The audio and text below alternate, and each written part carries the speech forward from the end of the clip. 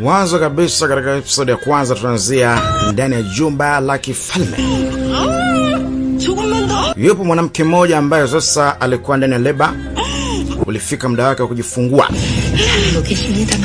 Huyo alikuwa ni Crown Princess, mke wa prince, yani ambapo ni mkwe wa mfalme. Basi amejitahidi na timu sasa anapata mtoto. Anapata taarifa kwamba amemzaa mtoto wa kiume, yani prince. Huyu ni mtoto wa kiume, ni mida usiku. Alifurahi sana, ameleta dume duniani. Naam, ghafla pale akajikuta anapata tena uchungu. Mheshimiwa, kumbe bana alikuwa amebarikiwa kupata watoto ambao ni mapacha. Sasa taarifa zinasambaa pale. Tunasema nini? Mke wako amezaa mapacha? Nani ambaye atampokea prince ambaye sasa ana mdogo wake ambaye ni pacha? Inakuwaje? Anasema mheshimiwa, mfalme anasema iruhusiwi kabisa. Huyo alikuwa ni mfalme ambaye sasa alikuwa kaleta fujo kweli kwamba iruhusiwi mtoto wa kike ambaye ni pacha kuzaliwa na prince. Unaona? Hii ni kama ishara mbaya.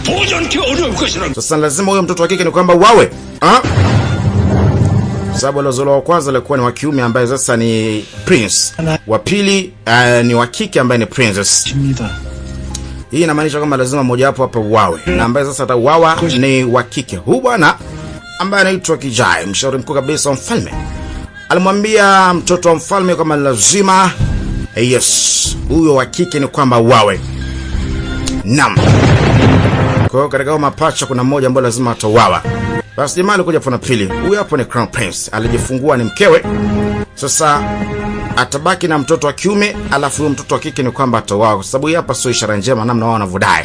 Hapo pia ruhusiwi.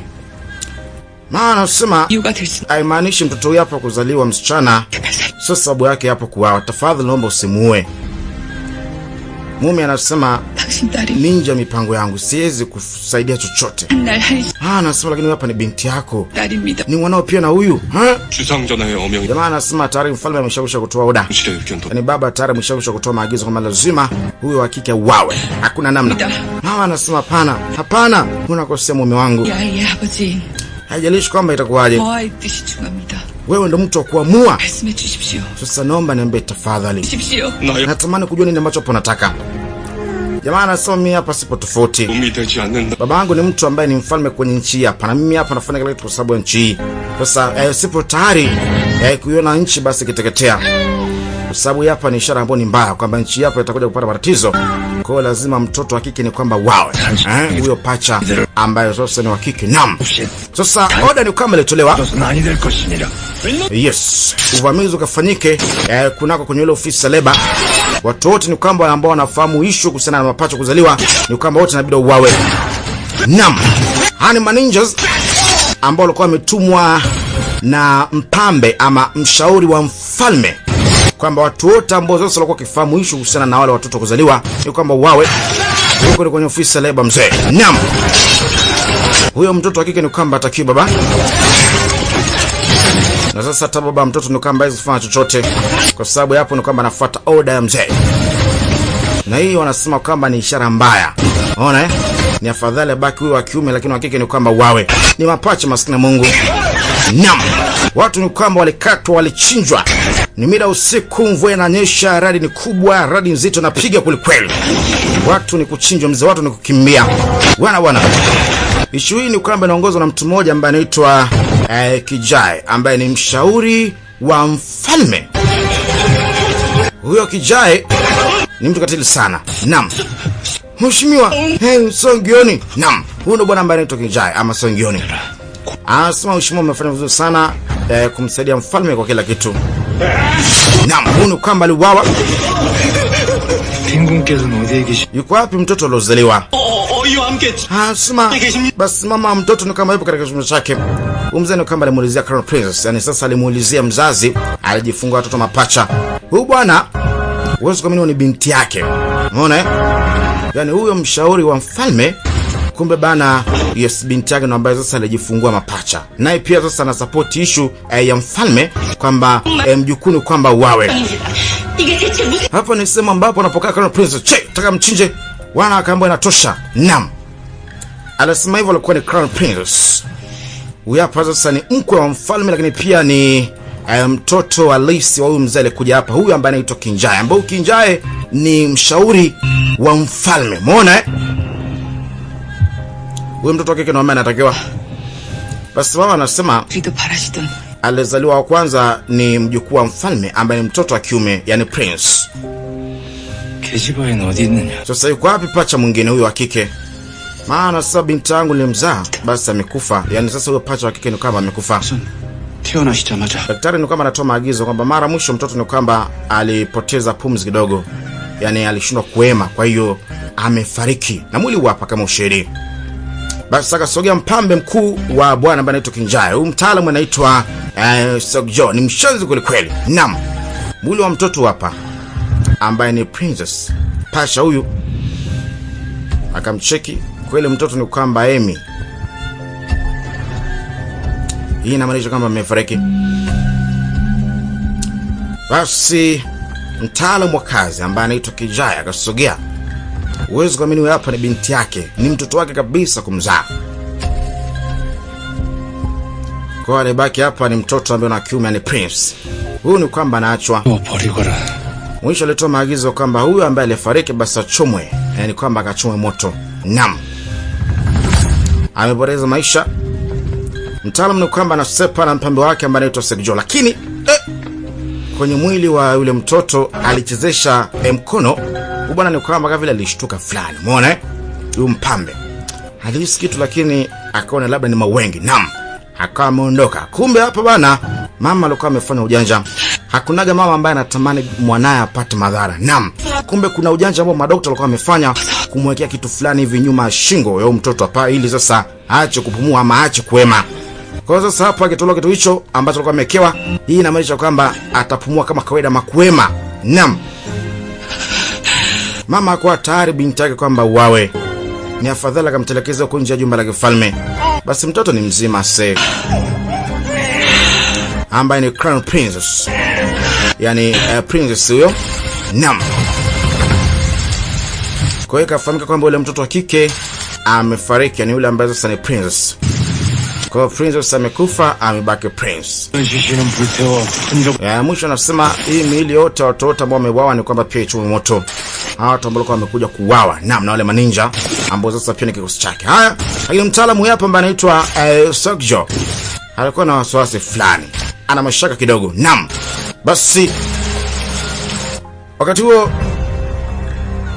mama anachofanya anamkabidhi mtoto huyu hapa kwa mlinzi wake, mtu mmoja ambaye sasa anapata kazi ya kwenda kumtupa mtoto huyu ambaye ni wa kike. Afadhali akatupa huko, ataokoa mtoto na Wasamaria wema kuliko wawe. Unaona Kwa mama anamkabidhi mlinzi huyu.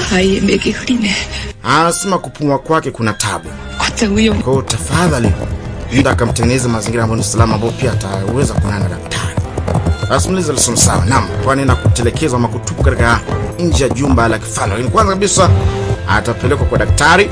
Mwisho ni kwamba ataenda kutelekezwa. Mama anapata uchungu. Afadhali mtoto atelekezwe awe mzima kuliko afya kabisa. Kwa mama sasa kabaki na mtoto mmoja ambaye sasa ni wa kiume. Wa kike alitoroshwa usiku kwa siku na sasa anaenda kutelekezwa huko. Naam, ni mwanzo kabisa utapenda mzee. Mashine safi wanaita affection. Upendo au mapenzi. Na hapa tunakwenda kuzungumzia yes, mapenzi ya mtu na mtu, ni baina ya mtu na mtu kupendana. Mahabbat. Ni episode ya kwanza. Basi ndivyo ilivyokuwa. Na hatimaye sasa siku zimeenda. Yule prince ni kwamba amekuwa kidogo. Sasa hivi atakuwa na kama miaka 8 au miaka 9 namna hiyo. Basi ndani ya jumba la kifalme siku leo, yes, kuna binti fulani ambao walikuwa kikaguliwa hapa. Hawa ni ambao walipata fursa ya kuja kuomba kazi katika sehemu hii, ambapo walikuwa wanatafuta wafanyakazi ambao sasa watakuwa ni vijakazi wa prince. Naam, ufika hapa napigwa nembo fulani hivi. Katika mabinti hao ambao walikuwa wamekuja kupata nafasi ya kuomba kazi, kulikuwa na binti hapo binti huyu wanamuita Dami. Dami naye maana yake ni ukuta. Huyu hapo umeona Haya, Prince ni kwamba amekuwa mtoto, ni kwamba afahamu chochote kwamba kuna jambo ambalo litokeaga na kuna siri ambayo ilifichwa kuhusiana na yani kuzaliwa kwake, kwamba alizaliwaga yeye na ndugu yake kama ametoroshwaga. Kwa hiyo kwamba ndio mtoto huko alipo, kama Mungu alisaidiaga, huenda atakuwa amekuwa mtu mzima, huenda pia atakuwa amekuwa na atakuwa na umri kama huyu Prince. Anyway, basi pana pili, leo watoto wa viongozi ni kwamba wanacheza mpira. Hususa pia hapa yupo Prince mwenyewe. Anafika mtaalamu wa kazi ambaye anaitwa Kinjai. Dogo anasifika sana. Che, huyu hapo Prince Lee. Siku zimeenda sana, kwamba maisha mengine sasa yameendelea. Na kwa sasa baba yake ndio ambaye ni mfalme. Huyu hapo dogo ni hatari kweli kweli.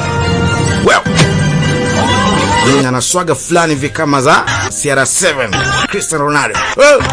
Noma kweli kweli. Haya, ambao anacheza nao hapa pia ni watoto wa viongozi, wengine pia ni maprince. Unaona Tunakuja funa pili. Katika sehemu hii wanapatikana vijakazi ambao kazi yao wao katika jumba la kifalme ni kuhusika na kufanya usafi, kufua nguo na nini kama hivyo. Sasa yupo binti mmoja yule ambaye mara ya mwisho tulimuona ambaye anaitwa Dami, alipata fursa kupata kazi katika jumba la kifalme, yani kijakazi. Sasa kuna nguo moja sio kama imepeperushwa na upepo, sasa kama imedondokea kwenye mti huu, sasa nataka itoe kufikia sasa anaweza. Anyway, anaitwa Dami. Dami naye maana yake ni ukuta, ndio maana Dami. Sasa kuna huyu hapa akawa amemuona, nimekwambia kwamba inabidi tuondoke. So mimi nitaondoka afu nitakuacha. Nitasema subiri kidogo. Na mwisho moja kwa moja mpaka chini. Unaweza kunipatia mpira? Sasa nakuja kibonge fulani hivi. Huyu hapa ni kijakazi wa Prince. Uchalia anaitwa Bogdong. Dami akampatia mpira huu, akamwambia nashukuru. Lakini Bogdong alishtuka sana kumuona Dami. Vipi kwani? Kuna uchafu kwenye uso wangu au? Alishtuka. Unajua kwa sababu gani? Kwa sababu huyu kafanana copyright kabisa na Prince ambaye anaitwa Lee. Sasa mpira umekuja mbele kiasi gani? Kwa sababu sasa anakuja Prince Lee. Dogo huyu Bogdong ikabidi akae pembeni. Prince anafika hapa naye pia anastaajabu, anashtuka. Kila mmoja anamshangaa mwenzake. Wamefanana copyright kabisa. Yaani wamefanana copyright kabisa, utasema ni mate. Yaani uchukue mate yako tume pembeni.